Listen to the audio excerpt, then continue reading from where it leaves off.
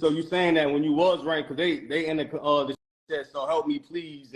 So you agree that was you who wrote all this out? The whole thing I wrote, bro. I'm writing to the warden. Like, look, this the situation I'm in. You gotta make it sound some type of something.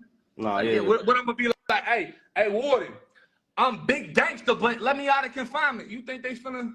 Nah, that's finna work like that. And they probably looking at my DRs because I already done been for confinement for weapons and everything else already when it happened. So it's like once that happened, they boosted up my custody level to closed custody. I got shipped off the unit in a gang sweep. So they sent all the Bloods and Zoes in one bus back to reception. And then I ended up going to an adult prison. So I had to finish my confinement time at Appalachia CI. And then I got into more when I got over there. I was fighting in there, whatever. So that's how I ended up doing 210 days of confinement.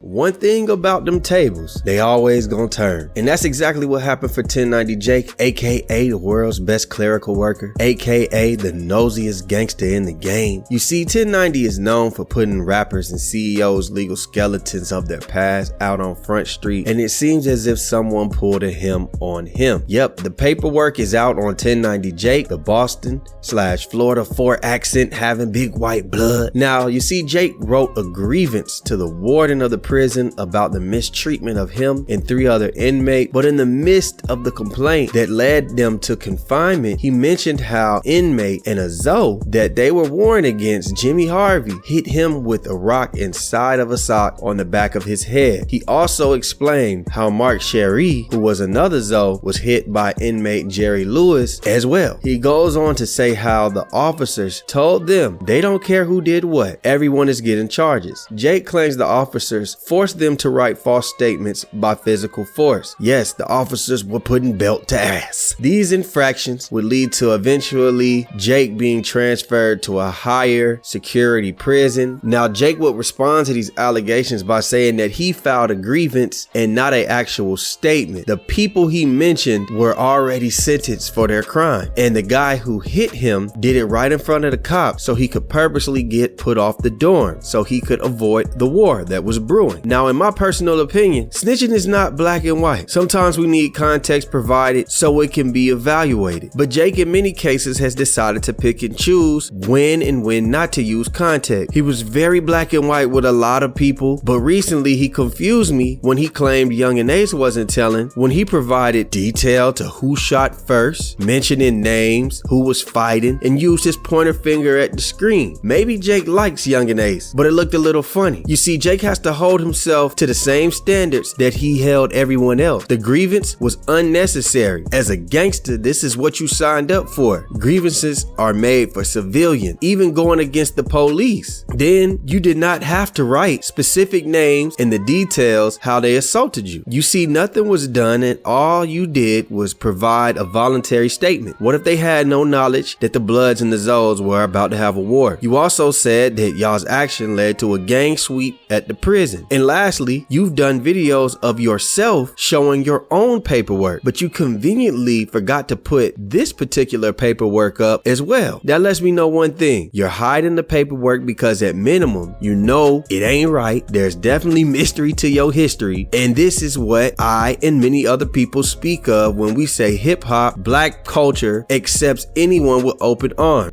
Now why is this white boy in nigga business? And why y'all letting him? Boosie, Kodak, and most recently Lotto have all shouted out 1090 Jake, not knowing he's just as foul as the people that he exposes. Jake showed us that he's made millions of dollars while ruining young black men's careers who barely got off the ground, while ultimately doing the same thing as those people he collected those coins off of. This is an L for the culture, and this is an L for 1090's career. Stamp removed. So y'all let me know what y'all think. Is 1090 Jake still the voice of the prison culture, the culture that we shame upon black people, or do we give them a pass? Y'all let me know what y'all think, man. Like, share, subscribe, comment, hit that notification bell, and we out, baby.